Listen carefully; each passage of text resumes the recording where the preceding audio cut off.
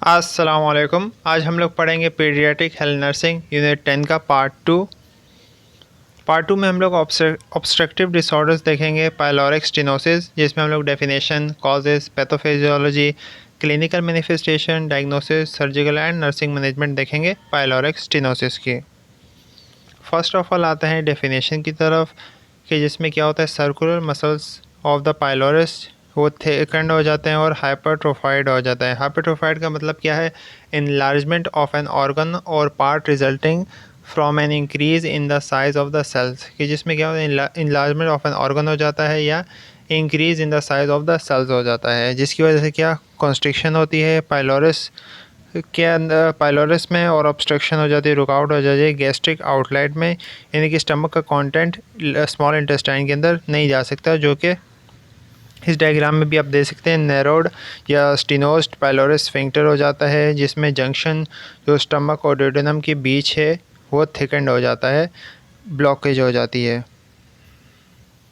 Causes इसके अभी तक अननोन है, लेकिन कुछ फैक्टर्स हैं जिनकी वजह से ये होता है। Common in first born children के अंदर होता है, जो पहला बच्चा पैदा होता है। मेल्स ज़्यादा अफेक्टेड होते हैं इससे, और ये अफेक्ट करता है फुल टर्म को रेदर देन प्री टर्म। और ये हेरिडिटरी भी होता है, जिनका ब्लड ग्रुप बी या ओ होता है। सिबलिंग को ये ज़्यादातर अफेक्ट करता है। हाई रिस्क उनका होता है कि उनको पाइलोरिक स्टेनोसिस हो सकता है। और दूसरी बात यह है कि इनका लैक ऑफ रिसेप्टर्स होता है पाइलोरिस के अंदर, जो कि डिटेक्ट करता है नाइट्रिक ऑक्साइड को, जिसकी वजह से ये रिलैक्स होते हैं, वो इनमें कम होता है मैटरनल हार्मोन्स की वजह से या एलर्जिक रिएक्शंस की वजह से। पाइलोरिक स्टेनोसिस की पैथोफिजियोलॉजी क्या है कि जिसके अंदर सर्कुलर मसल्स हैं पाइलोरिस के, वो ग्रोसली इनलार्ज हो जाते हैं और रिज़ल्ट करते हैं हाइपरट्रॉफी और हाइपरप्लेजिया के अंदर। हाइपरट्रॉफी क्या है, जो कि रिज़ल्ट करता है increase in size of cell size, जो कि इंक्रीज़ हो जाता है सेल का साइज़।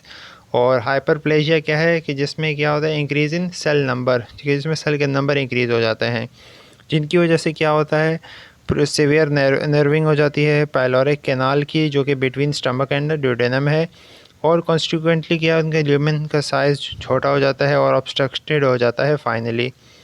इसमें inflammation and oedema further reduce the size of the opening, से इन्फ्लेमेशन एडिमा की वजह से फर्दर जो उसका साइज़ होता है ल्यूमिन का, वो और छोटा हो जाता है, फुली बंद हो जाता है, और पार्शियल ऑब्स्ट्रक्शन हो जाती है, और जो कि कंप्लीट ऑब्स्ट्रक्शन की तरफ, कंप्लीट ब्लॉकेज की तरफ लेके चली जाती है। नेक्स्ट हमारे पास इसके क्लिनिकल मैनिफेस्टेशन, प्रोजेक्टाइल वॉमिटिंग ये है कि जब फोर्सफुली कोई भी हमारा स्टमक का कंटेंट बाहर आए और कुछ फीट तक जाए, सही है, सेकेंड और थर्ड वीक ऑफ लाइफ में ये होता है। वॉमिटिंग यूजली नॉन बायलस, जिसमें बायलस मौजूद नहीं होता, बाइल मौजूद नहीं होता। स्टूल स्मॉल अमाउंट में पास करता है। इनिशियली जो इन्फेंट होता है वो हंग्री होता है या इरिटेबल हो गया है। लेटर ऑन लेथार्जिक या डिहाइड्रेटेड होता है, माल नरिश्ड हो जाता है, पिक्चर में आप देख सकते हैं। और visible peristaltic waves on abdomen इसके नज़र आते हैं, इस पिक्चर के आप देख सकते हैं। नेक्स्ट हमारे पास डिहाइड्रेशन हो जाती है।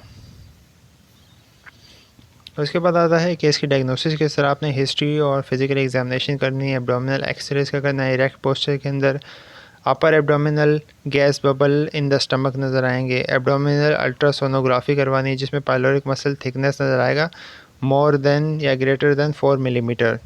बेरियम स्वेलो टेस्ट करवाना है, जिससे पेरिस्टाल्टिक वेव कैटरपिलर साइन का पता लगेगा। डिलेड गैस्ट्रिक एम्पटिंग के जो गैस्ट्रिक कंटेंट है वो स्मॉल इंटेस्टाइन में डिले या टाइम ले रहा है, या इलोंगेटेड या नैरो पाइलोरिक कैनाल का पता लगेगा कि जो उसका पाइलोरिक कैनाल है वो छोटा है कि बड़ा है। लेबोरेटरी फाइंडिंग्स फॉर इलेक्ट्रोलाइट्स में हम लोग लोअर सीरम लेवल्स होंगे पोटेशियम एंड क्लोराइड के।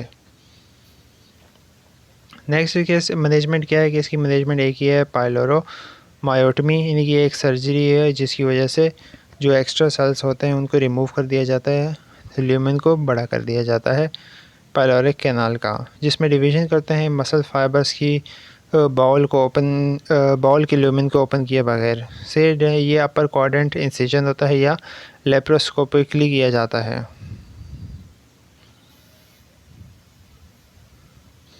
नेक्स्ट हमारे पास आता है pre operative and post operative care करने के। प्री ऑपरेटिव केयर में आपने पेशेंट को रिहाइड्रेशन रखना है और replacement of electrolytes, IV fluids वगैरह उसको देना है। पोस्ट ऑपरेटिव केयर में क्या करना है, पेशेंट को आपने स्टार्ट फीडिंग करनी है 4 to 6 hours after surgery. First of glucose, पहले आपने ग्लूकोज एंड वाटर और इलेक्ट्रोलाइट्स या इन्फेंट फार्मूला आपने उसको देना है।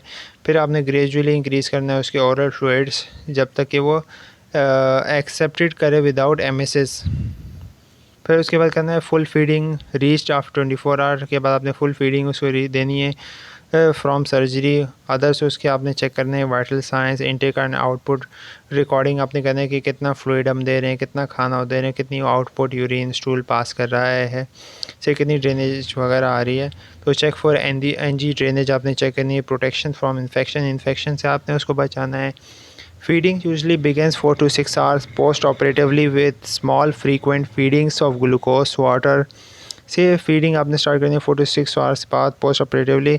स्मॉल फ्रीक्वेंट फीडिंग्स आपने देनी है ग्लूकोज और वाटर की। इंकरेज करना है आपने उनके पेरेंट्स को कि वो आके विज़िट करें, उनको इन्वॉल्व करना है पेशेंट की केयर के अंदर, ताकि वो इस तरह से पेशेंट ईज़िली ये जल्दी रिकवर हो सकता है। Thank you, hope you like it.